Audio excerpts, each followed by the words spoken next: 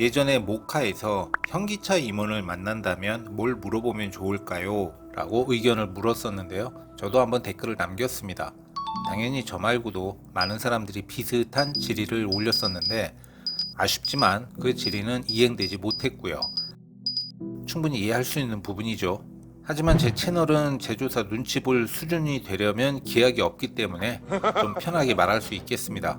급발진은 분명히 있다고 생각합니다. 그리고 그런 일이 터지면 이렇게 해봐라 저렇게 해봐라 많은 제안들이 있는데 저한테 그런 일이 터지게 되면 꼭 이렇게 해볼 거라고 스스로에게 다짐에 다짐을 거듭하고 있는 현실적인 대처 방안, 오늘은 그 이야기를 좀 해보고자 합니다.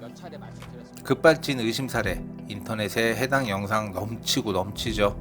보면 현기차가 절대적으로 많이 팔리니까 당연히 사례가 제일 많고요. 볼보도 한 번 있었고 BMW도 있었습니다. 해외에서는 테슬라도 있고요. 볼보와 BMW 둘 다 아직 소송이 진행 중인데요. BMW가 2심에서 이겼지만 대법원 3심까지 결과를 봐야 하는 상황이고, 볼보는 아직 1심도 판결이 안 나왔습니다. 볼보 사례는 노컷뉴스에서 작년하고 올해 5월 심리까지 진행 중인 내용을 상당히 상세하게 알려주고 있습니다. 내용이 궁금하신 분들은 검색을 한번 해보시고요. 제 기억에 분명히 예전에 판사가 운전하던 현대 에쿠스였나? 그 차가 급발진 의심 사고가 났었는데 현대가 보상을 해줬다고 기억하거든요. 그런데 이게 지금은 검색이 안 됩니다. 이 외에도 알려지지 않은 이면 합의가 이루어진 건들도 덜어 있을 건데, 공개적으로 대법원 판례까지 끝난 급발진 사고 인정 사례는 지금까지 정확하게 0이라고 합니다. 다만 형사에서는 이거는 운전자 잘못이 아니다. 그래서 설령 사망사고를 하더라도 무죄 판결, 그런 것도 계속 나오고 있어요. 근데 민사에서는 급발진이 인정된 확정 판결은 없습니다. 너무하다. 어쨌든 요즘 국산차 상품성도 좋고 유지비용도 수입차 대비 저렴해서 많이들 구매하시는데 이 급발진 의심 사례가 점점 늘어나고 있으니까 이게 문제인 거죠. 현기차는 브랜드 연역에 비해 정말 어마어마한 성장을 이룬 우리나라 순수 우리 기업입니다. 비록 시작은 미쓰비시의 도움을 받아야만 했고 성장 과정 속에서는 부득이 모방하고 따라하기에 급급했지만 거기에 안주하지 않고 부단히 기술을 발전시키면서 가진 아이디어를 녹여냈고 태생적으로 부족한 부분은 원어민 과외까지 받아가면서 결과적으로 이제는 세계적으로 주목받는 제품까지 만들어내는 경지에 올랐습니다. 특히 전기차에서 비약적으로 발전된 모습을 보이고 있는데, 이제는 그동안 앞만 보고 달려왔기 때문에 등한시했던 브랜드의 정통성, 브랜드의 철학 등을 세우고자 포니의 프로토타입을 굳이 원조 디자이너에게까지 찾아가서 다시 만들어내는 약간의 촌극도 감수했고, 현대라는 브랜드의 매니아층까지 구축하려는 의지를 보이고 있습니다. 그 과정에서 필연적으로 갖추어야 되는 고성능 모델을 N 브랜드로 규정했는데 비로소 이번에 제대로 터졌다는 평가가 주를 이루고 있죠. 이러한 노력과 시도는 분명 박수 받아야 한다고 생각합니다. 하지만 단 한 가지의 문제에 대해서만큼은 개선될 기미가 전혀 보이질 않고, 오히려 전기차로의 전환이 빨리 이루어져 가는 요즘에 그 상황이 더 악화되고 있어서 걱정이 드는 거죠. 급발진 의심 사례는 아주 예전부터 간간히 한 번씩 터져왔는데 최근 들어 전기차 보급이 늘어나면서 이 차량들에서 특히 더 많은 급발진 의심 사례가 발생하고 있습니다. 전기차 택시가 그중에서 더 많은 것 같아요. 차량 대수 대비해서 그 사례가 기존 내연기관보다는 확실히 더 많다는 느낌인데요. 정확한 통계 자료는 없어서 인용은 못하지만요. 하지만 날이 갈수록 CCTV와 블랙박스의 저변 확대로 점점 더 그럴듯한 정황들이 포착된 영상 자료들도 많아져 가고 있습니다. 그분이랑 이 사람 친정에서도 좀 도와주신다니까 거기 대출 받으면 얼추 될 것 같아. 꼭 그렇게 무리를 하셔도 가야 무리가 아니라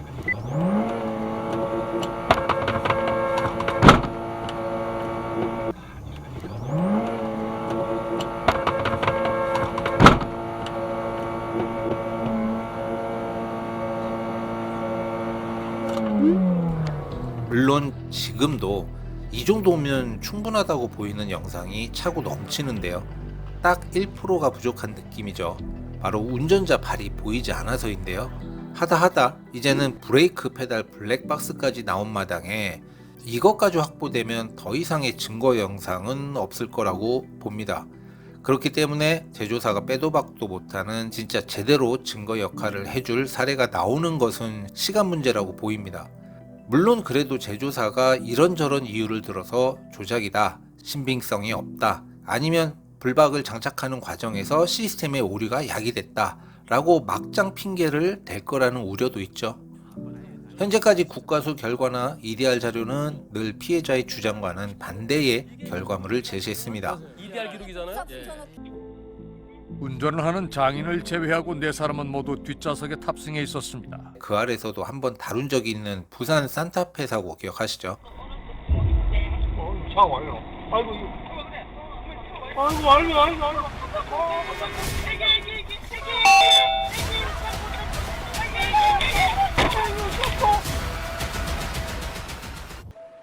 그 내용을 보면 당시 사고를 조사했던 국가수의 검증 절차가 어땠는지 나오는데 목격 촬영 블랙박스 영상에 비추어진 그 자세하고 동일한 차종을 가지고 동일한 위치에서 놓고 서로 비교하는 그런 감정이죠.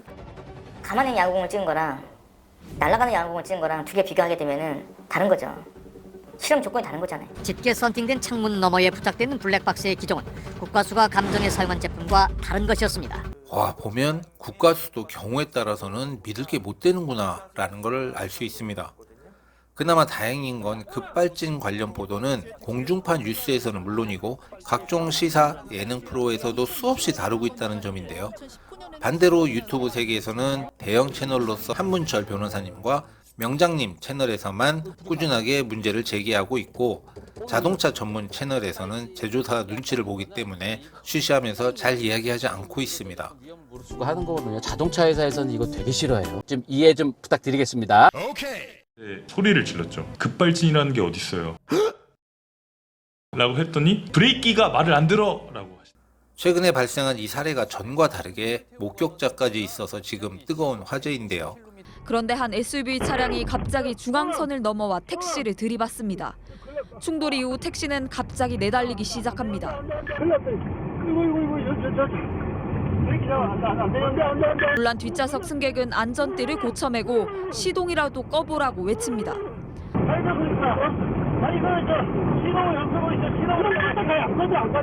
시속 188km까지 치솟았습니다. 결국 멈춰서 있던 앞차를 들이받고 뒤집어진 채 250m를 더 미끄러진 뒤 멈춰섰습니다. 마침 이 택시 승객분은 상당히 정확하고 논리 있게 당시 상황을 증언하고 있고 침착하게 안전벨트까지 매는 이성적인 대처를 보였기 때문에 이번에는 뭔가 분위기가 좀 다르겠구나 싶습니다. 당연히 공중파 뉴스에서도 모두 보도하고 있고 이게 큰 화제가 되니까 마침내 현기차도 반응을 보였답니다. 운전을 업으로 하는 택시기사님들의 전기차에서 급발진 의심 사례가 계속 생기고 있는데요. 누구보다 운전을 오래 해온 그분들의 연로함을 원인으로 자꾸 몰고 있는 경향이 있는데 저는 그렇게 생각하지 않습니다. 그럼 왜 나이 많은 분들이 모는 택시에서 급발진 사례가 주로 많이 나오냐?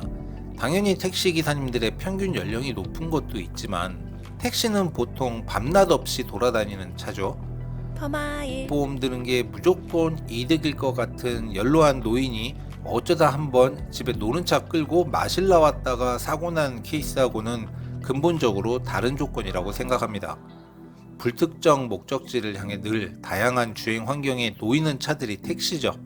만일 급발진의 원인이 재현되기 불가능한 불특정 시점과 환경에서 발생하는 일시적인 전자적 오류에 기인한다면 당연히 시도 때도 없이 정처 없이 굴러다니는 택시가 제일 그 희박한 확률에 걸릴 가능성이 그나마 높지 않을까요? 자, 그럼 내가 운전하고 있는 차에 급발진 증상이 생기면 어떻게 해야 할까요? 많은 차량 전문가 분들이 급발진 대처 요령이라고 브레이크를 한 번에 있는 힘껏 꾹 밟아라. 딱 밟아서 한 번에 밟는 게 좋아. 기어를 D에서 P나 N으로 옮겨라. G에다 놓고 시동 스위치를 길게 눌러서 꺼라. 그리고 그마저도 안 되면 옹벽이나 인도턱에 차를 충격시켜서 세워라 라고 보통 이야기합니다. 그런데 예전에 컴퓨터나 휴대폰 쓰다가 뻥 났을 때 기다리면 정상으로 돌아옵니까? 비슷한 이유로 저는 현재 차의 시스템은 컴퓨터와 같다고 보기 때문에 차가 맛이 간 상황에 빠졌을 때 정상으로 돌아올 거라 기대하지 않습니다. 그런 상황에서 최악의 대처는 요리조리 피하면서 차 속도를 끌어올리는 행위라고 보는데요. 그래봐야 차가 제정신으로 돌아올 확률은 극히 희박한데도 말이죠. 결국에는 막혀서 갖다 박을 건데 속도가 엄청나게 올라 있을 테니까 피해가 더 커지는 건 뭐 당연한 일이겠죠. 브레이크를 세게 밟는 동작은 초보 운전자가 아니고 신체적으로 괜찮은 건강 상태라면 운전 중 위험 신호를 인지하게 되면 브레이크 페달에 반사적으로 발이 가게 되어 있다고 보기 때문에 이 부분은 기본이니까 차치하고요.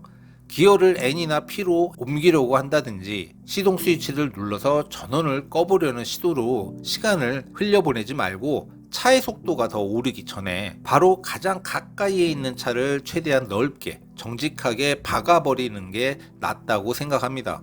자, 지금 이 순간 예기치 못하게 미쳐서 돌아버린 차를 운 좋게 살렸다 쳐보죠. 다시 마음 편하게 믿고 이 차 탈 수 있으시겠어요? 그냥 포기하고 보험 처리 받아서 딴 거 사야죠.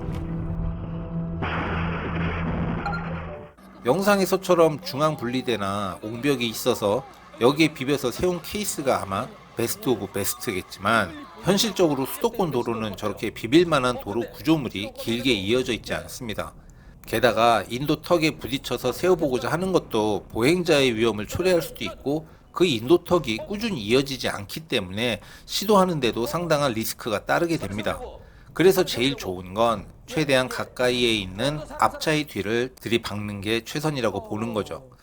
11대 추돌 사고를 일으켰던 택시 급발진 사고를 미디어에서는 11대라고 피해의 규모를 크게 보도하는 경향이 있는데 한 대가 박살나면서 한 명이 죽어나가는 게 더 큰 사고 아닌가요? 오히려 수십 대 깨져도 누구 하나 억울하게 죽거나 다치지 않는 게 그나마 가장 다행스러운 사례라고 생각하는데 여러분들은 어떻게 생각하십니까? 그리고 보험 처리하면 되죠. 그럼 왜 이런 급발진 의심사고가 꾸준히 발생하는데 현기차는 이 문제를 해결하지 못하고 오히려 그 사례가 더 많아지는 것을 방관 아닌 방관을 하는 걸까요? 이건 뭐 완전히 제 개인적인 생각인데요. 저는 현기가 그 원인을 모르고 있다고 생각합니다. 알았으면 당연히 해결했겠죠. 현기 입장에서는 원인을 모른다고 인정은 더더욱 할 수가 없는 게 원인을 모른다는데 누가 불안해서 현기차를 타겠습니까? 그러니까 일단 부정밖에는 옵션이 없는 거고요. 최근에 나온 아이오닉 5N의 호평이 끊이질 않고 있고 곧 일반 판매를 시작한다는데 이 필요 이상의 고성능을 갖춘 차가 미쳐 날뛰는 일이 발생하면 어쩔까 걱정입니다. 게다가 전기차 발화 특성 때문에 세게 받고 나서 불까지 나버리면 살아남기는 더 힘들겠죠. 그런 일이 생겨서는 안 되겠지만 급발진 사고로 몇 명이 사망하는 사고에다 여기에서 브레이크를 밟지 않은 페달 영상이 함께 수집되면 급발진 이슈는 진정한 전환점을 맞이하게 될 것 같습니다. 그러니까 현기차는 물론이고 혹시나 모르니까 다른 브랜드의 차를 구매할 때도 페달 블랙박스는 반드시 설치하는 것이 좋을 것 같고요.